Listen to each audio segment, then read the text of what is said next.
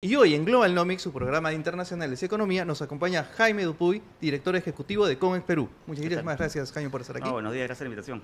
Vamos a tocar el tema de justamente lo que está pasando, esta crisis entre Estados Unidos y Colombia, esta instrumentalización de la arma económica norteamericana por parte de Donald Trump, las locuras No de me Petro. caes, arancel. Arancel, No me caes, el rayo arancelario para Sí. todos lados.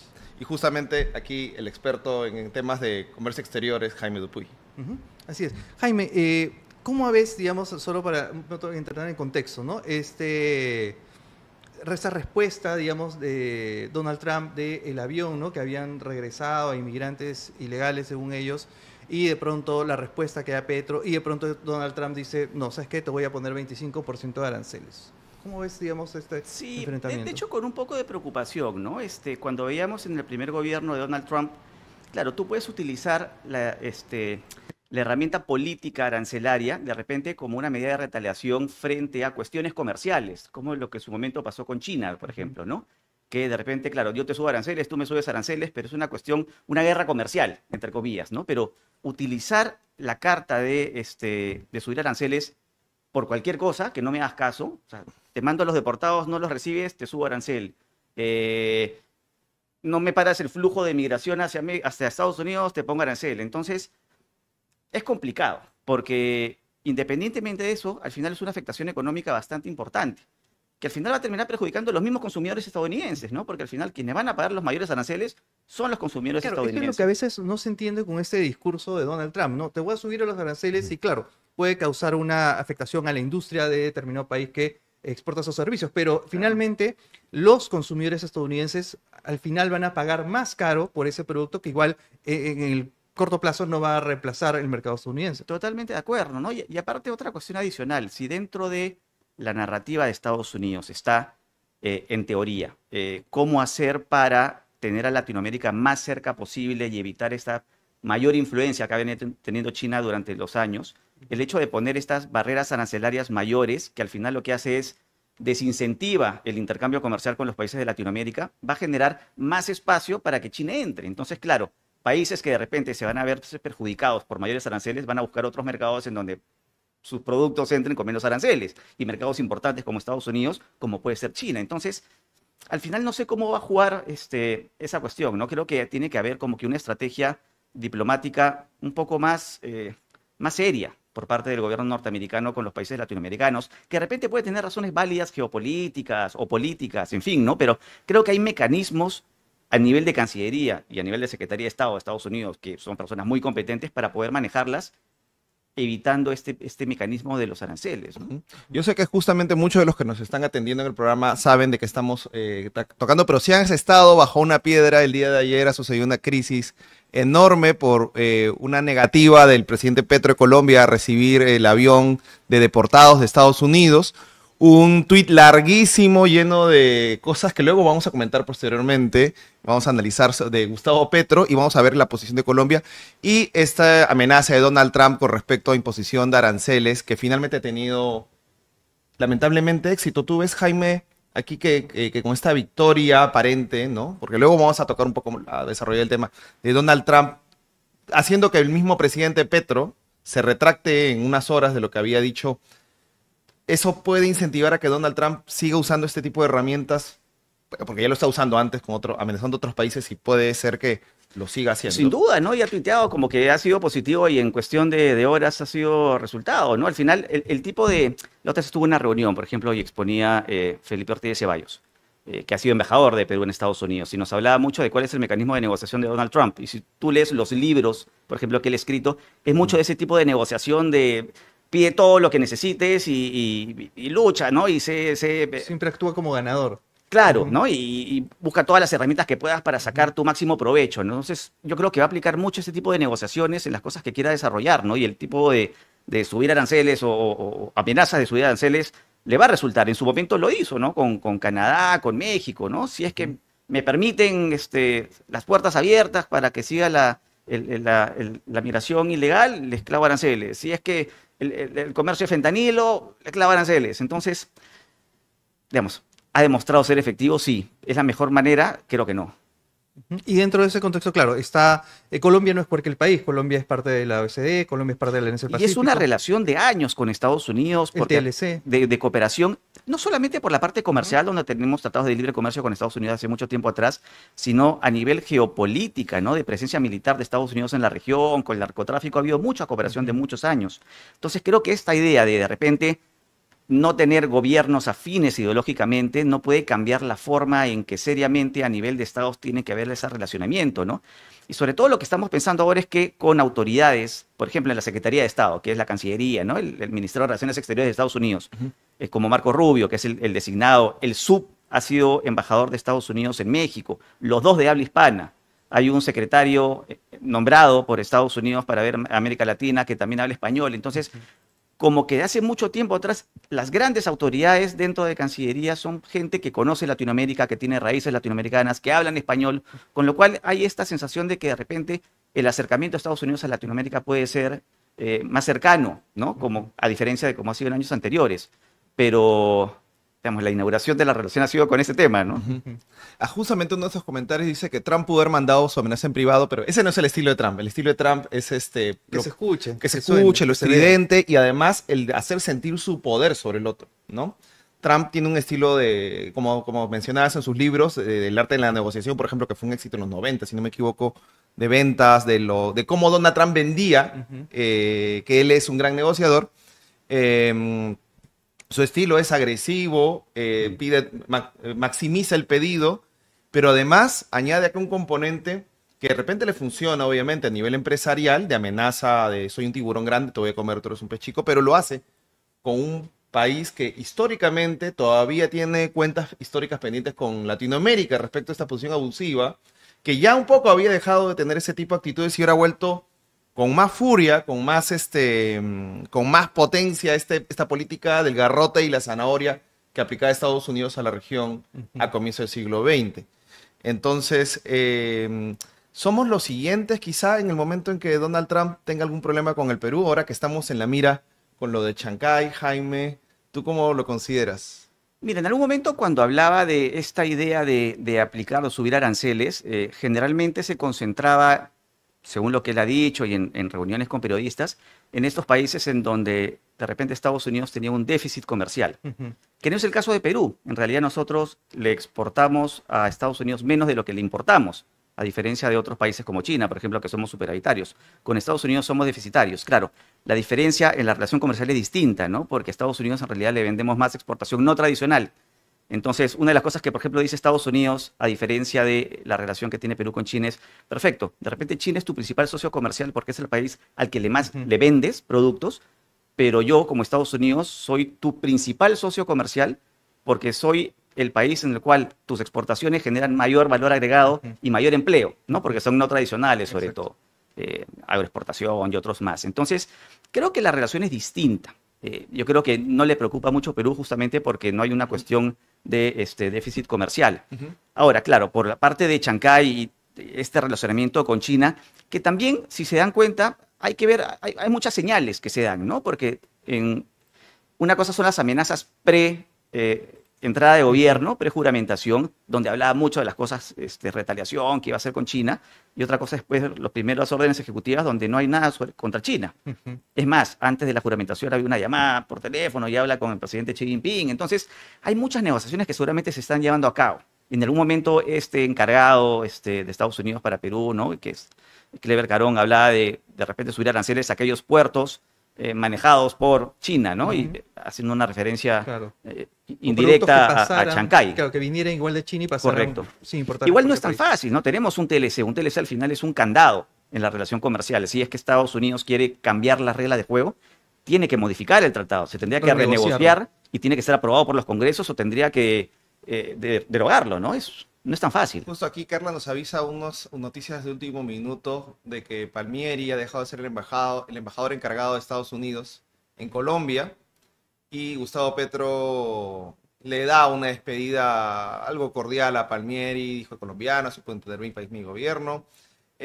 Son noticias en desarrollo porque ha sido un terremoto entre ayer y hoy en las relaciones exteriores entre Colombia y Estados Unidos. En la mañana también el embajador colombiano en Washington ha estado un poco poniendo paños fríos a la actitud de su presidente con respecto a al tuit, por ejemplo, que dio de manera inflamada, larga, que luego vamos a tratar este tuit porque es muy interesante. Muy largo, así que pero acá está con Jaime, nos está acompañando en estos momentos vamos a preguntarle todo sobre ese tema de política y comercio igual exterior. de repente relacionado con lo de China, yo creo que el Perú tiene que ser muy inteligente y tiene que tener esa postura de neutralidad, que es la que utilizan en Cancillería y en las autoridades de comercio exterior. Es decir, como país, nosotros queremos la mejor inversión extranjera del mundo, sea de donde venga, de la nacionalidad que venga. Y cuando tú ves el stock de inversión extranjera, no es que sea mayoritariamente China tampoco. Tienes las principales obras de infraestructura, tienes inversión española, china, inglesa, etcétera. Mucha inversión norteamericana también. Entonces, eso creo que es lo que tienes que hablar con tus principales socios comerciales, ¿no? Que es un país abierto al mundo, donde dan las condiciones para proteger y promover la inversión extranjera en el país, sea de donde venga, sin tener ningún relacionamiento directo con algún país, ¿no? La presidenta Dina Boluarte, que ahora que estuvo en el Foro Económico Mundial, no sé si fue algo como tratar de parchar el tema antes justamente de este protagonismo que agarra el puerto de Chancay, y dijo, invitamos al presidente Trump a que venga, a que se pasee, yo lo voy a recibir, casi le voy a abrir la puerta de Palacio para que nos conozca. Entonces, ¿qué sentiste tú, digamos, como parte, miembro importante del gremio exportador, de escuchar a la presidenta con ese discurso? Es que hay dos niveles, ¿no? Por un lado, el foro de Davos al final es una vitrina, es una forma de que el Perú se muestra al mundo y donde participan los principales empresarios del mundo.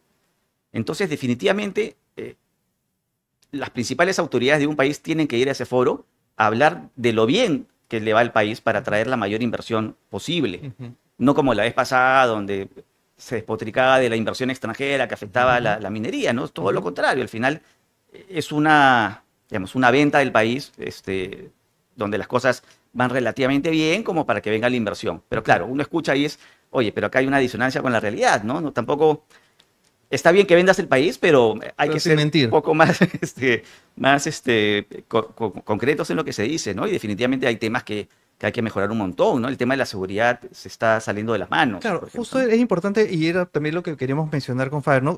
Comex Perú, en un inicio, se conoce mucho, digamos, como gremio de las empresas exportadoras, pero ya creo que abarca ya empresas ya de varios rubros, y no solo habla en beneficio de los socios, que son empresas exportadoras, sino ya de temas de salud, de temas de inseguridad, competitividad en general. Correcto. Y uno de los temas justo que mencionó Boluarte allá era que estamos muy bien, la seguridad, la economía, pero es el ranking de competitividad justamente en el que seguimos decreciendo, y creo que hemos llegado a estar en el punto más bajo de todos los años que nos han rankeado, ¿no? ¿Cómo evalúan justamente de las cosas que se deberían hacer desde Comex para tener una mejor competitividad, tener un mejor manejo de la economía del país? Correcto, sí. Mira, nosotros como gremio empresarial estamos convencidos, y es la forma en que en el día a día hacemos las cosas, que lo que se necesita es no solamente velar por el sector privado, la empresa privada de todo tamaño, porque al final el tejido empresarial del Perú es MIPE principalmente.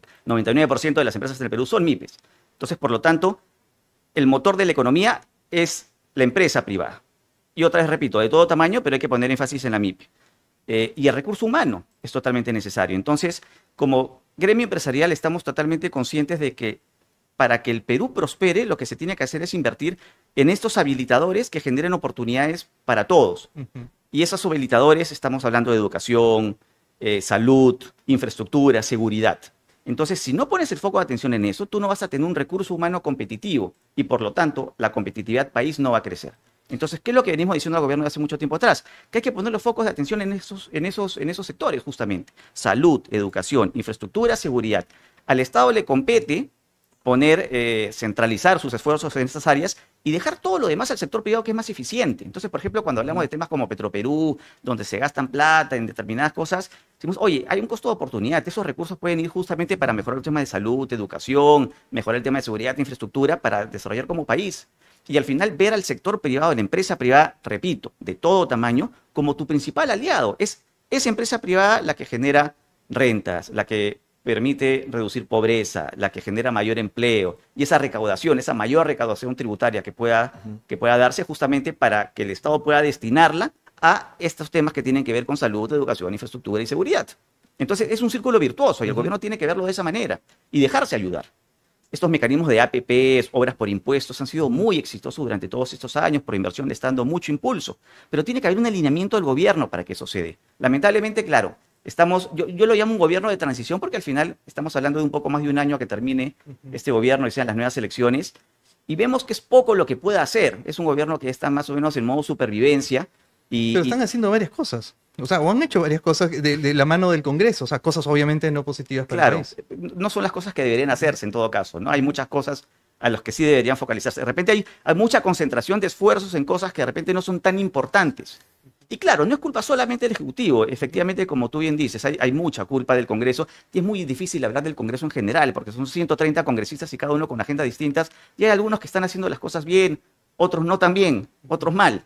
Y también de otros poderes, ¿no? Por ejemplo, cuando hablamos de seguridad, no solamente el Ejecutivo y el Congreso, hay mucha responsabilidad también de parte del Poder Judicial, del Ministerio Público, ¿no? La Policía Nacional como entidad, más bien que está adscrita al Ministerio del Interior. Pero en fin, tiene que haber un alineamiento, ¿no? Y de repente poner en marcha estos espacios de diálogo y conversación como Consejo de Estado, Consejo de Seguridad, para que haya ese alineamiento, pero que tiene que ser guiado por tu máxima autoridad, presidencia del Consejo de Ministros, que son los que tienen que dar el norte, ¿no? Y poner a todos a trabajar en ese norte, que al final tiene que ser la mejora del país, el bienestar del ciudadano.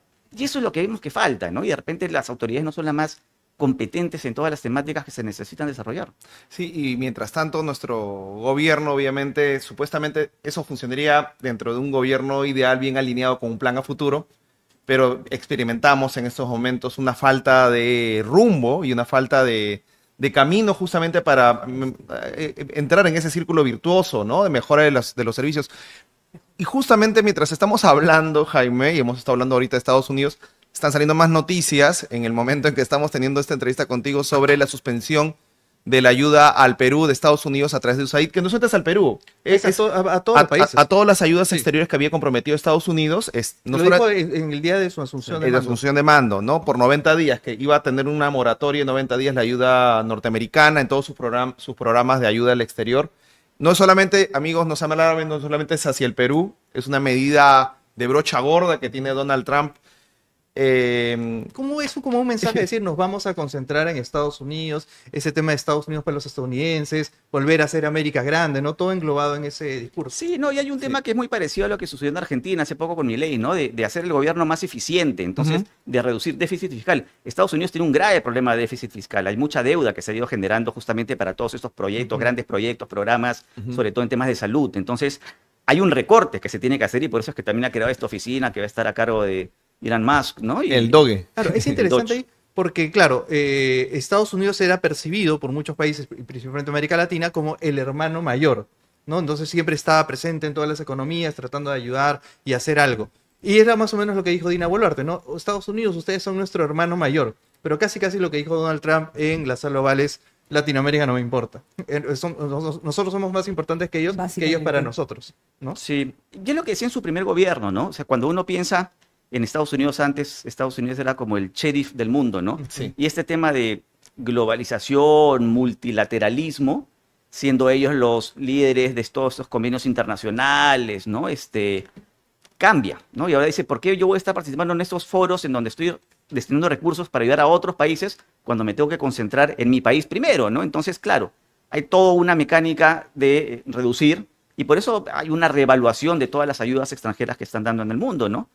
Cosa que no quiere decir seguramente que eso al final termine con que los programas de ayuda que se dan, por ejemplo, a través de USAID, que son muy importantes en el país, se finalicen. Yo creo que simplemente se van a de repente enfocar en temas que al final ayuden en el relacionamiento comercial, ¿no? Así es. Y justamente esto que mencionas de cómo se llama, de esta intención de Trump, ¿no? De tratar el tema de los aranceles con nuestros países como lo que estamos viendo es una instrumentalización de esto en la política exterior. Finalmente, este tema, por ejemplo, de la organización estatal en Estados Unidos a través del Departamento de Eficiencia, ¿tú crees de que lleguen a cortar estas cosas que promete Elon Musk, que promete Trump con respecto a los gastos federales que provoca un déficit de Estados Unidos? ¿O lo ves como una promesa muy nebulosa, Jaime? No, algo que se ha demostrado es que cumple su palabra, ¿no? Y claro, uno ve la figura de Elon Musk por más controversial, ¿no? y disruptivo que puede ser, y es una persona que también sabe hacer las cosas. Entonces, sí creo que puede tener resultados interesantes, ¿no? Y puede ayudar a que el gobierno sea más eficiente, que entiendo que esa es la idea, ¿no? Y está bien, de repente, claro, al final cuando los gobiernos crecen mucho, se empiezan a generar agencias, departamentos, instancias que en verdad crecen demasiado y hay muchos recursos que se están mal utilizando, ¿no? Que podrían hacerse más eficientemente. O sea, sí creo que vamos a ver resultados prontos, ¿no? Y tienen como ejemplo el caso de Argentina, donde hemos visto que han habido resultados rápidos, ¿no? En esa materia de simplificación del gobierno. Ujú. También tenemos un anuncio de la Cancillería que pone un poco más las alertas en los ciudadanos peruanos o residentes que están allá en Estados Unidos, ¿no? Dice, si eres peruano o peruana que vive en Estados Unidos y eres detenido por alguna de las autoridades locales como ICCBP o DHS, contáctate de inmediato con tu consulado. Más información y recomendaciones. La cosa está complicada, ¿no? Todo está sucediendo mientras estamos hablando de un tema y comienza a desarrollarse las noticias para un lado y para otro. Trump nos está dejando un poco anonadados, Jaime, creo, con esta rapidez de ciertas medidas, esta lluvia como de meteoritos en cuestión de cosas que no dejan incluso espacio a la reflexión. Mientras estamos hablando por un momento de los aranceles, nos da otra noticia más, nos cae otra noticia más en un periodo de tiempo muy corto. Eso me recuerda a esta estrategia norteamericana, ¿no? Cuando invade Irak, y esta estrategia se llama shock and awe, ¿no? Esta estrategia de impactar y dejar aturdido. O sea, yo creería también que, claro, recién está entrando digamos, en funcionamiento, ¿no? El nuevo gobierno. Entonces, claro, esto es una medida que ha sido muy rápida porque es un resultado, una respuesta inmediata a un hecho concreto. Pero sí creo que mientras se vaya asentando la Secretaría de Estado, ¿no? Y los vínculos diplomáticos se vayan generando, creo que la cosa va a ser un poco más diferente, ¿no? Algo que me comentaban la otra vez es que, por ejemplo, la anterior embajadora de Estados Unidos en Perú, Lisa Kennan, parece que tiene un rango muy fuerte, bastante injerencia dentro de la Secretaría de Estado. Es más, entiendo que es la persona que cuando entra Marco Rubio le hace todo el tour, ¿no? Por la oficina. Entonces es una persona que conoce muy bien el Perú y que también creo que podría ayudar a que cuando se vea en Latinoamérica cuáles son tus aliados o dónde tienes que poner dónde tienes que concentrar tus mejores esfuerzos, ¿no? Para mejorar las cosas, pues sea considerado, ¿no? Y este anuncio que hizo Donald Trump respecto del canal de Panamá, ¿cómo puede afectar a lo que son las exportaciones de Perú? ¿Genera alguna afectación, algún ruido de cara, digamos, de lo que ven ustedes? Todas estas cuestiones tienen un impacto en el comercio, ¿no? Por ejemplo, ahora cuando estamos viendo todo lo que está sucediendo en el Callao, ¿no? Hay toda una sobrecarga logística que tienes un montón de causas detrás. Hay una cuestión de infraestructura interna que sí, es un problema, pero esto viene generado por una serie de cosas, porque de repente tienes pues guerras civiles en África, en Asia, en Egipto, que tienes que bloquear la ruta del Mar Rojo, entonces cambian las rutas comerciales, tienes diferentes tipos de impacto, con Manzanillo, las navieras, este proceso de fusiones de las navieras genera que haya menos embarcaciones, en fin, componentes geopolíticos por todas partes que al final tienen un impacto en la logística internacional. Entonces, todas estas cosas generan bulla, definitivamente que sí, ¿no? Pero vamos, o sea, al final, dentro de todo, estamos en una situación interesante. Tenemos dentro del Callao 2 grandes puertos operados por 2 grandes operadores. Con este puerto de Chancay no solamente va a significar una mejora dentro de la congestión como Perú, sino también tratar de concentrar carga de los otros países, ¿no? La otra vez hablábamos con una delegación de empresarios chilenos y claro, preocupados, ¿no? Que esto cómo podría impactar a Chile, pero al final hay que mirarlo también como una oportunidad para ellos, ¿no? Porque es una forma en que su cargamento al final vaya más rápido también a Chile, porque generalmente ese cargamento que iba para Asia tenía que irse por Manzanillo y ahí irse para China, ahora podría ir a Perú. Entonces, no solamente se convierte Chancay en un hub dentro de Perú, sino también regional, para que venga carga de Ecuador, de Chile, de Colombia, donde puede haber una ruta más rápida, ¿no? Y que de repente, si terrestre, puedas conectar con Brasil o con carga de otros países para que también puedan utilizar el puerto pues, en buena hora. Entonces, como que en materia de infraestructura hay cosas que se están haciendo bien que puede ayudarnos, pero hay muchas cosas que faltan por hacer, ¿no? En este potencial exportador que tiene el Perú, por ejemplo, y nuestros amigos arequipeños que también siempre nos ven, siempre están interesados en el tema del puerto de Corio, ¿no? Sí. La factibilidad del puerto de Corio. Según algunos, con Chancay tenemos ya suficiente capacidad instalada para lo que tiene el Perú, pero según algunas otras personas, no. ¿Cómo ves más o menos esta factibilidad de un puerto más, otro megapuerto más en esta zona de Corio. Sí, de un lado, o sea, de lo que entiendo del proyecto, está todavía medio verde, ¿no? Claro, hay investigaciones que se tienen que realizar. Entiendo que por la zona tiene mayor calado que Chancay, sobre todo, Ujú. y por eso podrías tener embarcaciones más grandes, pero igual el calado que tiene Chancay ya es lo suficientemente necesario como para estas embarcaciones digamos, de gran escala, ¿no? Entonces, algo que escuchaba de personas relacionadas con el sector agroexportador principalmente, que mencionaba es que tampoco no necesitas tantos puertos de esa envergadura, que vayan a competir entre ellos. Ujú. No tienes que ser lo suficientemente eficiente. De repente, ahora como lo que tienes, te puede ayudar para las embarcaciones que pueden haber, no sé, de determinados productos, pero lo que tienes que potenciar es el cabotaje, que es lo que se cambió hace poco, ¿no? Con una nueva ley que salió. Es decir, lo que permitas el transbordo o el tránsito por mar de los puertos del país. En vez de estar pensando en construir otros grandes puertos que puedan ser la competencia de Chancay, Ujú. lo que hace es comunicar, tú integra todos los puertos para que justamente vayas consolidando y vayas utilizando los puertos en función de tus necesidades. Si al final estás pensando en el mercado asiático, pues utilizará Chancay. Y o si no, utilizará los otros. Y utilizará los puertos también para conectarse entre ellos. Ujú.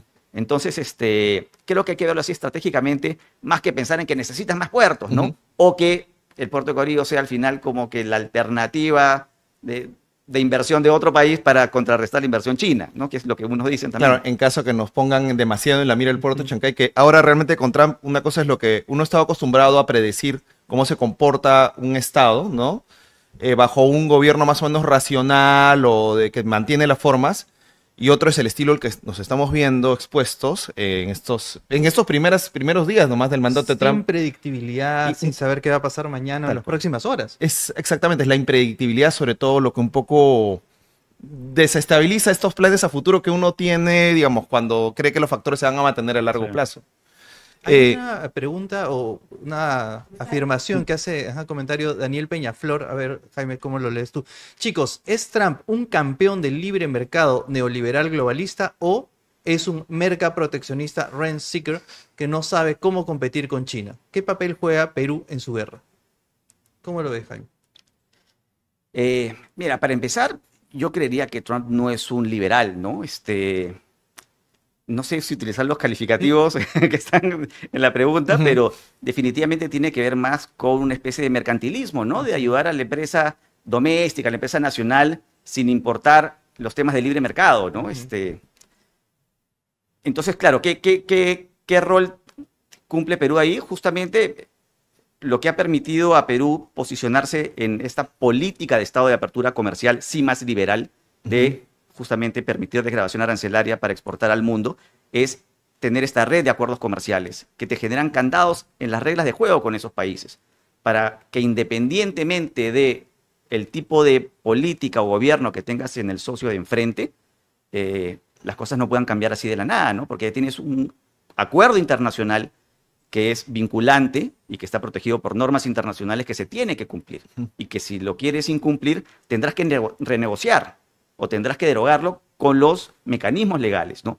No puedes de la noche a la mañana decir, te pongo más aranceles, no me importa que tengas el tratado, ¿no? Porque al final eso genera efectos internacionales. Entonces, ¿cuál es el rol que tiene que cumplir Perú acá en este asunto? Aprovecharse de esta red de acuerdos comerciales. Y justamente tener esta cuestión de neutralidad que decía al comienzo, ¿no?